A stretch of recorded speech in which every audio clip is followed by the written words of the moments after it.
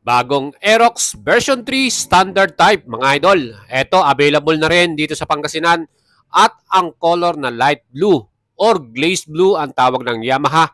Napagkakamalan nito na color white or green. Siyempre ang forma ng bagong front face design nito. Naka-projector lamp ng ilaw natin at lahat na po ng kanyang mga signal light ay LED na rin. Sinubukan natin ang kanyang seat height na may sukat na 790mm. Ang height ko po ay 5'6". At flat-footed pala tayo dito sa bagong Aerox version 3. Ang the best sa bagong model na to ay naka-disc brake na ang ating rear brake. Dati kasi sa version 2 yan po ay naka-drum brake mga idol. At ang ating charger ay binago na rin, USB Type-C na.